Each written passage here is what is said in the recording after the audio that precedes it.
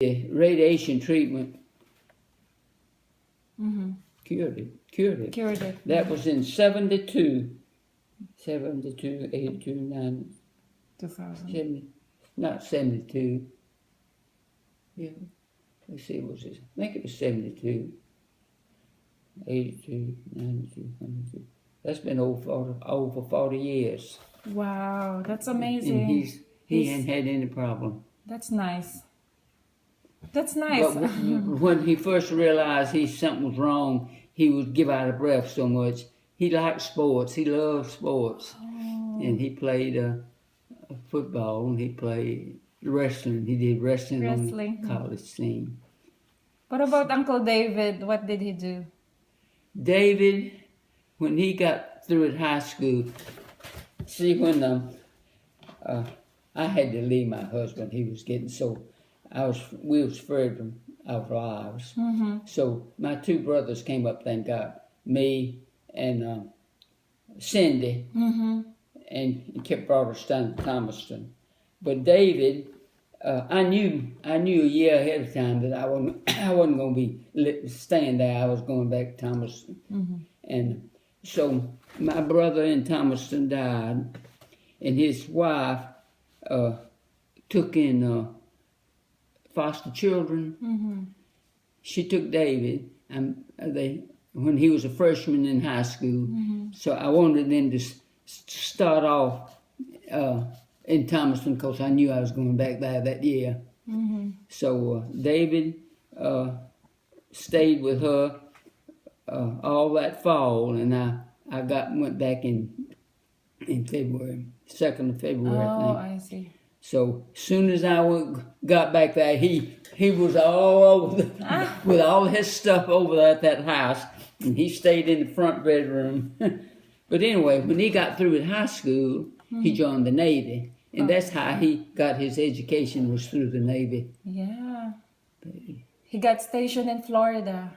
And he got stationed in Jacksonville. And Cindy, the way she got her, now I told you how Ray and Rose got their education, and David. Now Cindy, when Kenneth died, my husband, the government gave any children that wasn't about 18 or whatever, 22 or whatever the age, I don't remember what the age was. Well, anyway, when I put that money in her name in the bank and saved it all, and that's how she got her education, with that money that he had. And Cindy. So that's how they all got their good educations. And cause Cindy married Tim, and he was in the army. Yeah. And David married Terry, whose father had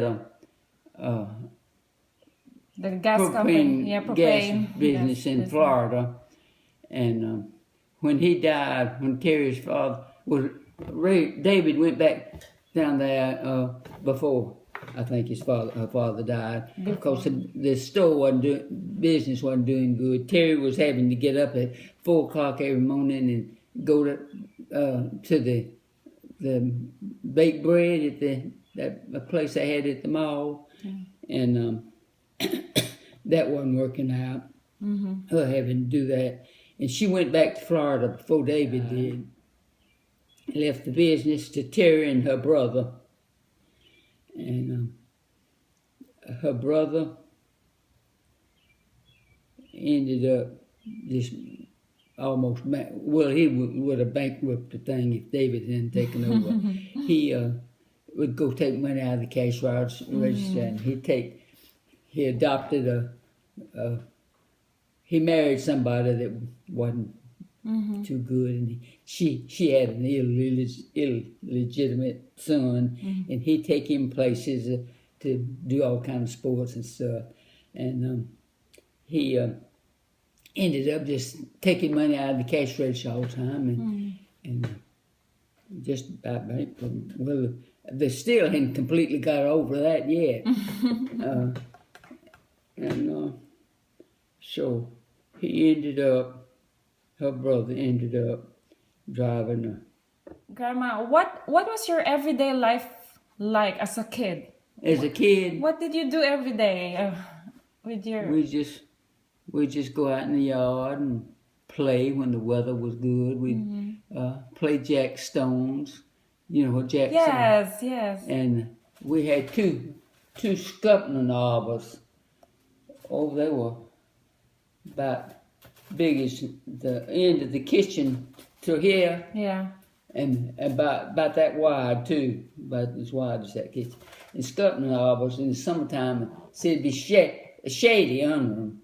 And we'd play with our tea sets and things under them. Tea sets. We played hopscotch. We just, like I said, neighbors all came over. We just all played together and made our own entertainment. The boys built a merry-go-round. The merry-go-round they built, they had a big old stump in the middle of the, and they got a big old long log.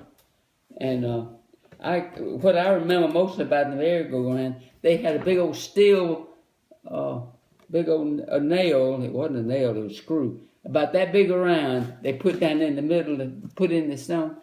And I just remember that big old nail in there. And they have what they call, what did they call it? Well, anyway, they take a big old log and put a plank across it, and one get on one end and one on the other end, and jump. Jump board. And then they built all those houses across the street from us. And they'd have the scraps and the things where they'd cut corners off, and they'd have a little corners that they would nail onto a stick, a long pole, maybe a pole. It was a little bigger than this, and they'd nail that on there. And the little small children would nail it way down to the bottom, and we call them tom walkers. They don't call them tom walkers now. What they call? You get on the. Yes. What do they call them? You get now? on it and walk on it.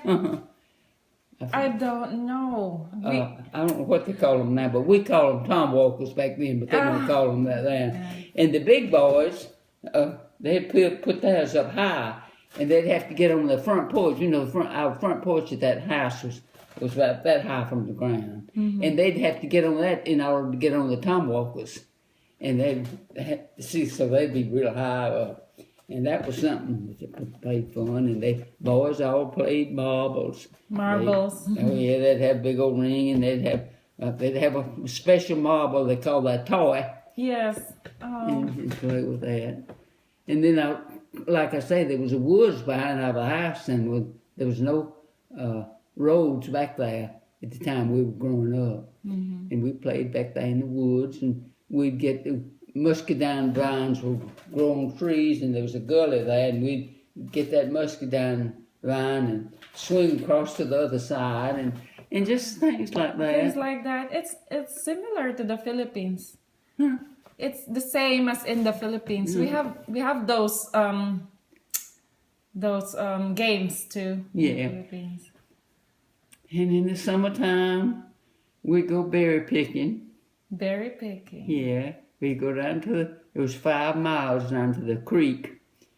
What? Did you just walk? Yeah, we walked. 5 miles? Yeah. Wow. We'd all get out of buckets and go down there, and our older brother, he was in charge of us, and he wouldn't let us leave until we filled our buckets full of berries. And we'd bring all those berries back home. Mama would make jelly and jam. And blackberry acid, she called it. And blackberry acid was you fermented it, and